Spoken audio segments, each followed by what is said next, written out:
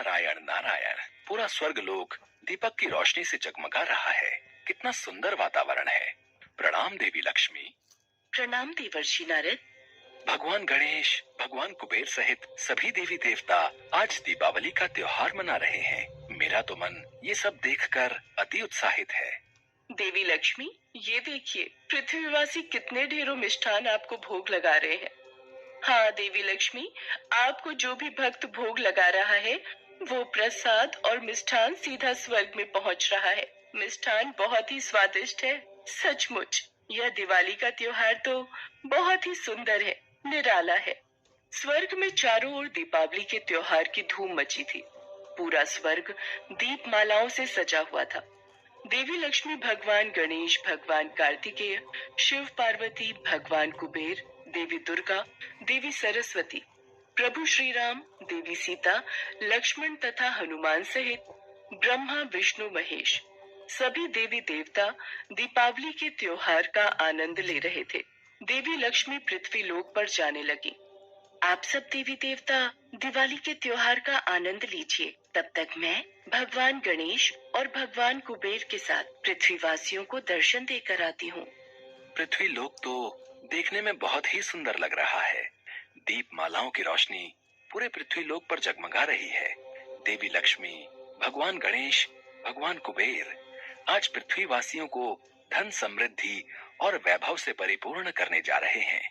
अब देखना यह है कि किसके भाग्य में ये मीठा फल ग्रहण करना लिखा है और कौन इस परीक्षा में सफल होता है। इसके पश्चात देवी लक्ष्मी, भगवान गणेश और भगवान कुबेर तीनों पृथ्वी लोक के भ्रमण के लिए और भक्तों को दर्शन देने के लिए चल पड़े। भगवान गणेश, भगवान कुबेर, हम तीनों अब रूप बदल लेते हैं ताकि हम अपने भक्तों की परीक्षा ले सकें। जो आज्ञा देवी लक्ष्मी। पर आखिर हम कहाँ जाने वाले हैं देवी लक्ष्मी? जो भक्त हमारा प्रेम और सच्चे हृदय से स्वागत करेगा, हम उसी के घर जाएंगे और उसी का उद्धार करेंगे। और वे तीनों रूप बदलकर साधारण मनुष्य की भांति शहर में भ्रमण करने लगे। हर घर में रौनक थी, सब तरफ खुशहाली और उल्लास था। धन वैभव से परिपूर्ण लोग दीपावली के त्योहार का आनंद ले रहे थे। एक घर में देवी लक्ष्मी का पूजन हो रहा था। आरती की आवाज देवी लक्ष्मी के कानों में पड़ी। ढेरों पकवान पूजा में रखे हुए थे। देवी लक्ष्मी ने उस घर का द्वार खटखटाया।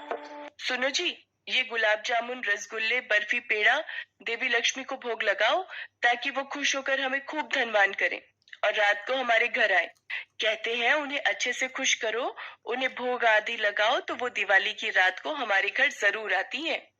बहन, बहुत भूख लगी है, कुछ खाने को मिलेगा? हम तीनों कई दिन के भूखे हैं। आज दिवाली का त्योहार है पर हमारे पास पैसे नहीं है।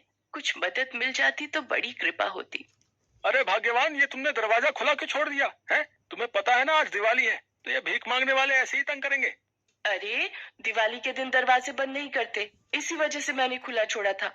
अब मुझे क्या पता था ये भिखारी पूरी पकवान देखकर मांगने चले आएंगे। चलो जाओ यहाँ से, पता नहीं कहाँ कहाँ से आ जाते हैं। हमारे पास कोई धन के भंडार नहीं भरे हुए जो हम तुम गरीबों को बांटते फिरे। चलो जी, लक्ष्मी जी की आरती करो और लक्ष्मी गणेश और भगवान कुबेर को भोग लगाओ। मैंने दरवाजा बंद कर दिया है। लक्ष्मी, गणेश और कुबेर तीनों मुस्कुरा देते हैं और वहाँ से चले जाते हैं। शायद उन सेठ सेठानी का आज उद्धार नहीं होना था। देवी लक्ष्मी तो उनकी परीक्षा ले रही थी। कहते हैं गरीबों की मदद करने वाला भगवान को प्रिय होता है। भगवान किस रूप में आ जाए किसी को नहीं पता, इसलिए अपने द्वार पर आए किसी भिक्षुक को और गरीब बेसहारा को दुत्कार कर नहीं भगाना चाहिए। और वो किस्मत के मारे सेठ सेठानी साक्षात देवी लक्ष्मी, गणेश और कुबेर को ही द्वार से भगा देते हैं। इसके पश्चात वे तीनों भ्रमण करते हुए चल रहे थे। अचानक उन तीनों की नजर रोते हुए दो छोटे बच्चों पर पड़ी। दीदी, माँ तो कह रही थी कि बापू आज हमारे लिए बहुत सारे पटाखे लाएंगे, पर वो तो हमारे लिए कुछ भी नहीं लाए। राजू भैया, बापू को बुखार है ना, इसलिए वो मजदूरी करने नहीं गए। माँ के पास पैसे नहीं है, तू रो मत। वो देख, सामने सब लोग पटाखे और फुलझड़ी जला रहे हैं, तू यहाँ बैठ कर देख, अच्छा लग रहा है ना? नहीं दीदी, मुझे खुद जलाने हैं पटाखे और मुझे तो बहुत सारी मिठाई भी खानी है। दिवाली पर सब नए कपड़े पहनते हैं, मिठाई खाते हैं, पटाखे चलाते हैं, फिर हम क्यों नहीं दीदी? राजू भैया, तू तो मेरा राजा भैया है ना। अगर तू ऐसे रोएगा तो माँ को बहुत दुख होगा। चल, हम अंदर चलकर खिचड़ी खाते हैं। पता है माँ ने आज खिचड़ी बनाई है। भगवान गणेश, भगवान कुबेर, चलो आज हम इस घर में रहने वाले भक्तजन की परीक्षा लेते हैं। वे तीनों भी बच्चों के पीछे उनके घर पहुंचते हैं और द्वार से ही भगवान गणेश उन्हें आवाज लगाते हैं। माई, दिवाली का त्योहार है, क्या हम तीनों को यहाँ से थोड़ा भोजन प्राप्त हो सकता है? सुनो जी, लगता है द्वार पर कुछ लोग आए हैं और वो भूखे हैं। आप ये दवाई लो, मैं तब तक उन्हें देखती हूँ। हाँ हाँ, आज तो दिवाली का त्योहार है। आप लोग भूखे नहीं रहेंगे। मैंने खिचड़ी बनाई है और अभी पूजन में भोग लगाने ही जा रही थी। आप कुछ देर विश्राम कीजिए, मैं दिवाली का पूजन कर लूं, फिर आपको खिचड़ी का प्रसाद खाने के लिए दूंगी। हाँ बहन, कोई बात नहीं। तुम पूजन और आरती कर लो, तब तक हम तीनों यहीं बैठे हैं। सुमित्रा, उसके पति और दोनों बच्चे, माँ लक्ष्मी, भगवान गणेश, भगवान कुबेर और सभी देवी देवताओं की मन से आरती और पूजन करते हैं। प्रभु की लीला भी कितनी न्यारी है। आज साक्षात तीनों देवी देवता उस पूजन में वहां बैठे हुए थे। उसके पश्चात सुमित्रा खिचड़ी का भोग लगाकर उन तीनों को खाने के लिए खिचड़ी देती है। क्षमा करना अतिथि देव, आज प्रसाद में सिर्फ खिचड़ी ही भोग लगा पाई। क्या करूं, मेरे पति की तबीयत कुछ दिनों से ठीक नहीं है, इसलिए वो मजदूरी पर नहीं जा सके। मैं तो दिवाली पूजन में देवी देवताओं को लड्डू मिष्ठान का भोग भी नहीं लगा सकी। सुमित्रा की आंखें आंसुओं से भर जाती हैं। देखते ही देखते तीनों देवी देवता अपने रूप में आ जाते हैं। अपने सामने साक्षात देवी लक्ष्मी, भगवान गणेश और भगवान कुबेर को देखकर सुमित्रा और उसका पति चौंक जाते हैं। सुमित्रा, तुम ही तो चाहती थी कि आज हम तुम्हारे घर खिचड़ी का भोग खाने के लिए आए। देखो, तुम्हारा खिचड़ी का प्रसाद स्वर्ग में सभी देवी देवता प्रेम पूर्वक ग्रहण कर रहे हैं। और वास्तव में सुमित्रा का भोग लगाया खिचड़ी का प्रसाद स्वर्ग में सभी देवी देवता भी आनंद पूर्वक खा रहे थे। सुमित्रा, तुमने प्रेम पूर्वक हम तीनों का स्वागत किया है, इसलिए हम तुम्हारे घर से ऐसे नहीं लौटेंगे।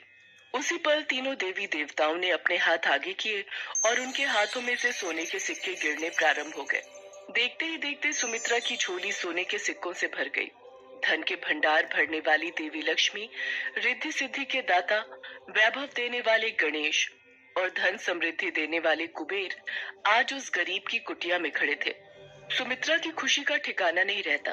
अब उसके पास सब कुछ था। उसके परिवार की दिवाली खुशियों में बदल गई थी। स्वर्ग लोक के देवी देवता भी आज उन देवी देवताओं पर फूलों की वर्षा कर रहे थे।